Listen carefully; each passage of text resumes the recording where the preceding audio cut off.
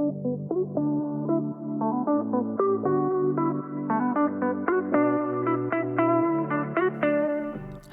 I'm Ayla, and for over a decade I've been dedicated to helping entrepreneurs thrive. Welcome to the Female Entrepreneurs Network podcast. Here we focus on personal growth so your business can grow alongside you. Discover how to optimize your business, elevate your mindset, and truly feel and act like a CEO. This is more than just business, it's about transforming your entire entrepreneurial journey.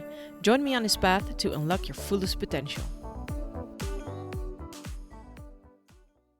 Hello, my lovely ladies, and welcome to another episode of the Female Entrepreneurs Network podcast. I'm so very happy that you are with me here today.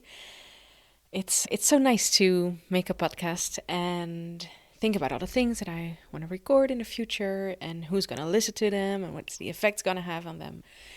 It's so much fun. I hope you're doing very well. I was speaking to an entrepreneur this morning who has grown very unhappy with her business lately. She gets up feeling dreadful, doesn't want to go to work, even though work is her own company, but she still feels like she needs to go to work. She was just saying, I'm not sure if it feels like the universe doesn't want me to be happy. I don't know what to do anymore. Just basically want to quit, but I can't quit. She has a store, so she is bound to a lease. She has inventory. It's not something that you can just sort of throw your laptop out of the window and say, well, goodbye to you. She has commitments. She has staff, and yet she's very unhappy. So I was thinking about questions to help her, because I see a lot of opportunities for her. I like, my brain is just going, ooh, you could do this and you could do that and blah, blah, blah, blah. But I want her to come to those conclusions, and it shouldn't be coming from me because, intrinsic motivation and all that. So I was trying to think about questions to help her. If someone wants to quit, I want to remind them that most successful entrepreneurs, they don't quit, they pivot. And that gave me like a massive epiphany, because I am currently starting out with Fanny. I still need to laugh every time I say Fanny, but I'll save that for another episode. There's a vision behind the name Fanny. It's not just a weird abbreviation for Female Entrepreneurs Network. It is, but there's also a vision behind it. Another episode, I'll tell you all about it. I keep saying to my friends, to my family, oh, I'm starting this new business. It's for female entrepreneurs, and I'm helping them feel happy and secure and safe and satisfied with their business again. And then I was thinking about ways to make her see that she needs to just pivot within her business, within her niche, sorry, you Americans, niche. We say niche over here. And that made me realize that's what I'm doing. I'm not starting a new business at all. I'm pivoting. I have been working one-on-one with entrepreneurs for the last decade. Multiple entrepreneurs at the same time, but always in a one-on-one setting. And I have always helped them to streamline their business, to see what can be done better so they have more free time to work on their business, to sort of help them with operational tasks as well so they get their free time back. Well, not their free time, their entrepreneurial time, but they get some time back. I have been outsourced too, so that's what I'm always preaching about, outsourcing, and I've been a person that has been outsourced too. So that's very practical, very operational, very one-on-one. And my vision has always been to reach a massive audience, to have an impact on millions of women, and not just the one-on-one clients that I have had until now. So basically, I'm still doing what I always did. I am helping entrepreneurs feel very good about their business and change their mindset and change some of their operational behaviors so they can create more time within their business, so they can have more creativity. And basically what it boils down to is to make them focus on the thing that they love the most, that the why of why they started their business in the first place. So that's what my big epiphany was. Like, oh, I just pivoted to another medium, making a podcast, making a membership for female entrepreneurs, like creating a platform where they can come together. Because I always say it's a membership, but for me, a membership is more of like a giant course. And that's not what I want to create. I want to create a platform where female entrepreneurs can come together and help each other grow. And if somebody lacks a skill, there must be somebody else in there who has that skill, and you can mix and match, and it's going to be wonderful. But it's a big audience, and it's basically what I do, but on a very big scale. So, okay, pivoting. Okay, so when I thought about questions to ask her, to sort of, as I said, I want her to pivot. I want her to realize that she needs to pivot in order to remain happy with her current business. And one of the questions that I wanted to ask her is, where do you see yourself in 30 years? Not 5 years, not 10 years, 30 freaking years. Because if you're listening to this, you probably are, well, I think you're above 30. Maybe you're a little bit under, but I'm making this for entrepreneurs who are currently unhappy with their business or not completely happy, completely satisfied, completely secure, which means that you're probably not a starting business owner because they are a happy bunch. They are just going, oh, I just have a new business. This is amazing. I am here for the people who have had their business for a while and think it could be better, think it could be, is this all?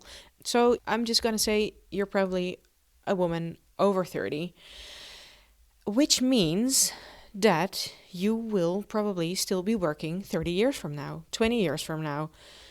Some of you may have big dreams of retiring at 40 or something like that. I don't think you would. If for me, an entrepreneur is somebody who just, you have an entrepreneurial mind, otherwise you wouldn't be a business owner. So I think, in my heart of hearts, I think that you're never going to be done working, because if it's not this business, it might be another business, it might be a project, it might be a charity, it might be anything, but I think you're always going to be doing something. And so the question, where do you see yourself in 30 years, is not a very weird question. It's a very real scenario that you have to think about, because if you think about where you are going to be 30 years from now, you're going to have a vision for yourself. And from that vision, you get to work backwards. So for me, I'm just going to give myself as an example here. In 30 years, I want to be speaking on stages. I want to have helped millions of women. Yes, millions. I wrote down thousands. No, I wanted to write down millions. And then I figured, thousands is probably more realistic, female entrepreneurs being my core audience. And then I realized, no, I want to help millions of women. I want to be a known author, and I want to be a household name. I want to positively inspire women all around the globe. I just want people to go, oh, I feel sad today. I'm going to listen to something that Ayla made, because she always cheers me up. She always makes me think, because that's what I'm good at. I'm good at making you think. So that's the vision I have for myself. And from there on out, I can work backwards, which is one of the reasons I started making a podcast, because I love making long form content. I love writing, so I like making the scripts, but I have this theatrical streak in me. I've done musicals, I've done theater. I love speaking in front of an audience. And so I decided to combine it. I want to become a public speaker. And so I need to practice it. And making a podcast, I'm standing here in my bedroom. I have my microphone up on I never know the English terms for these things. It's probably not a cupboard. It's a drawer. It has drawers.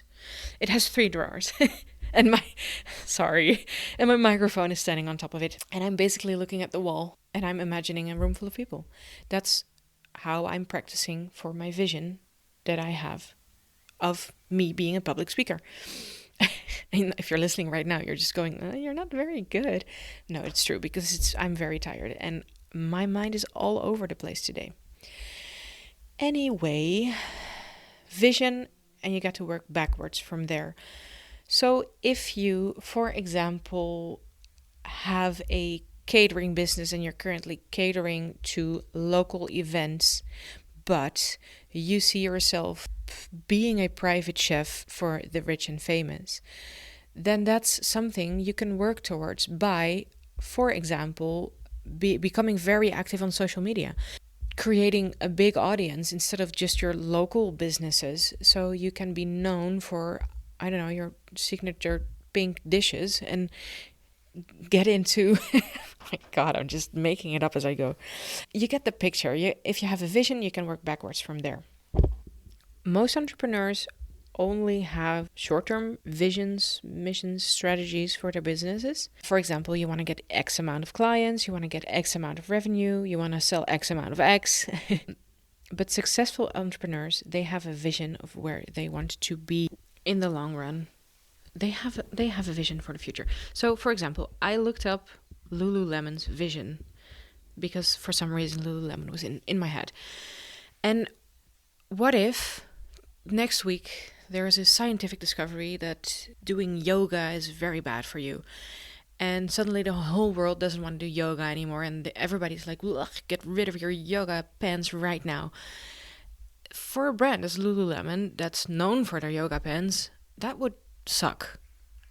So they would need to pivot, and with a vision statement in hand, they can pivot. I looked up their vision statement. It says, we create transformative products and experiences that build meaningful connections, unlocking greater possibility and well-being for all. Has nothing to do with sports clothes. So they can pivot by holding on to their vision, creating transformative products. So yoga's out and horseback riding is in, and they can pivot to making horseback riding boots. I don't know if that's the English word for them. It would be in Dutch, but not sure if it's in English as well. They could still make their transformative products and create experiences that build meaningful connections. It just wouldn't have to do anything with the current products that they're creating. They can pivot when the shit hits the fan. So, think about your long-term vision for a while, and then see what you can come up with. The second question that I wanted to ask her is a very simple question, and maybe you're gonna hate me for saying it, but it is, why? Why did you start doing what you do in the first place? Because it's very, very easy for entrepreneurs to get sucked into the day-to-day tasks of running their business. You started out with a vision. There it is back again, but you probably had a vision, and you probably had a why of something. Why do you want to help other people with your products or your services or whatever it is that you do? And so when she started her shop, why did she do that? Why did she want to sell stuff to people in a shop?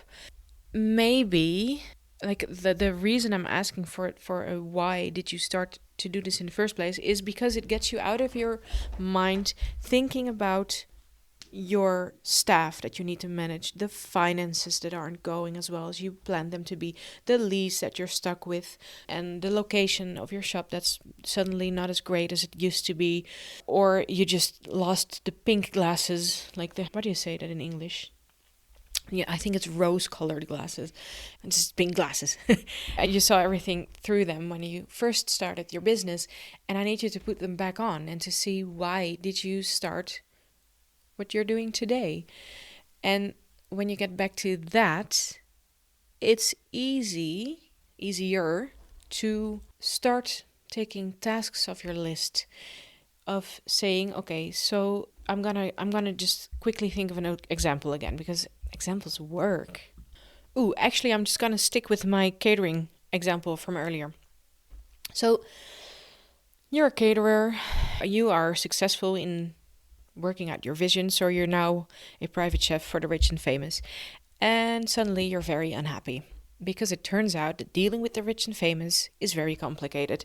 They have complicated time schedules, they are always busy, they're never satisfied, they hardly taste a bite of what you're giving them, while you are being very proud of the creations that you're making for them. And so you are unhappy and longingly thinking back to the days where you were just a caterer for local events. And I want you to think back to why did you start catering in the first place? So don't think about your rich and famous people that are hard to deal with. Don't think about the local events that you did because you weren't happy there either. Otherwise, you wouldn't have pivoted to serving the rich and famous. Think about why you wanted to be a caterer in the first place. You probably wanted to work with food and maybe have people connect over food. Make sure that, because you're a caterer, so you must have some kind of link to events that you love. And so you just had a vision of a gathering of people being nicer because of your food, of it making people happier. And thus, the result is that the event in general is a funner experience for everyone involved. And so, if you want to get back to a happy place within your business, you need to go back to that first feeling that you had. That you go back to, oh yeah, that's what I wanted. I wanted to make people happy through food. And here I am serving the rich and famous who are not becoming any happier because of the food I'm serving. They just like nice food. Sorry, I'm not rich and famous. I don't know what they like about their food or I don't. So you want to pivot from there and find your way back to, I want to make people happy with food. And maybe you hire someone. So you hire someone to make the schedules for the rich and famous work with your schedule so that you can actually be with them when you serve your food and you can see how happy it makes them because that will make you happy. Or you can figure out ways that you're not being their private chef, but you're catering their events and that you're allowed to be there and make sure that it's going to be a big spectacle and people are consciously eating your food instead of just sort of glancing over them while they're at these events. Well, yeah, I'm not a caterer, but you see what I mean, hopefully. Hopefully, you see what I mean. It's very nice to go back to your why so you can hold on to that feeling. And from there on out, you can tell what tasks do I currently have in my business that are pulling me away the furthest from the feeling that I wanted to have when I first started. And then you can look at what you can outsource to other people to make sure that you get to focus on the tasks that are giving you the feeling you were looking for in the first place. Okay, and then for the third question, we've looked forward, vision, 30 years from now. We've looked to the past. Why did you start to do what you're doing now? And then for the third one, we're going to connect those two by thinking of practical solutions that can connect your vision with the why. So I'm just going to take the entrepreneur I spoke to this morning as an example. As I said, she has a shop, she's selling clothes, and she is very unhappy with the way things are going.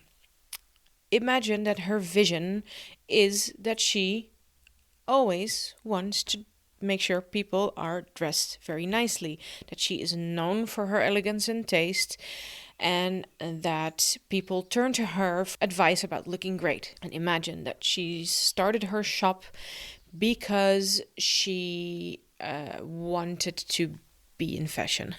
I don't know. I don't know why she wanted to have her shop. In her case, it would be like fashion is the vision and fashion. Oh, I made this hard for myself. Fashion is the vision and also the why, which means that she's in the right business. She's just not liking the current practical goings of it. So that's where she needs to pivot. She needs to connect vision with the past and say, I love it when people come to me for fashion advice. I just hate my shop. I am going to hire a manager for my store so I don't have to deal with the day-to-day tasks of running a shop. I can solely focus on buying the inventory, making sure that I know what's going on in fashion right now, what's in this season, what's out going to be the next. And if her vision is that people really want sort of personal advice from her, she can start a subdivision of her business in which she is a personal stylist. She can advertise herself this way. She can go to people's homes to look through their clothes, see what fits, what doesn't fit anymore, where they need to buy new clothes, what she can advise them. Or if she really doesn't like that as well, she can take her shop online. Maybe she loves making content.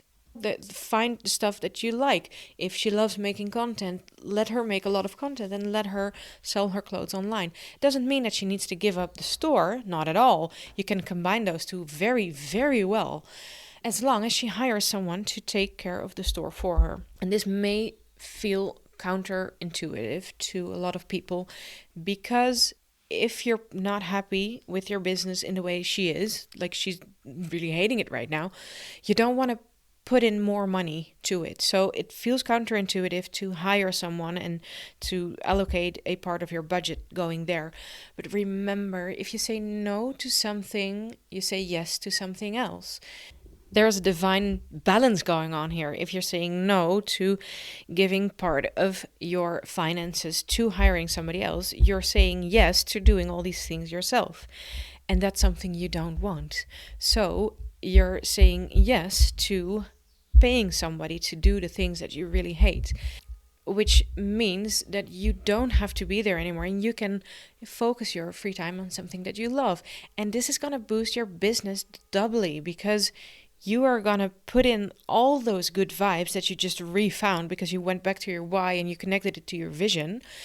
And then your current business is also going to go okay because you hired somebody for whom it is their why, their vision to actually do what they do. Because you got to make sure that you hire somebody who fits your perfect picture. You don't want to hire somebody who doesn't want to be there, because that's going to cost you more time. You will feel the need to micromanage. You need to find somebody who can do the job that you're giving them because they really want to. So in her case, she needs to find somebody whose dream it is to manage a clothing store. And there you go. She has her dream, you have her dream, and boom, you have two dreams combined, which is going to give so many positive vibes.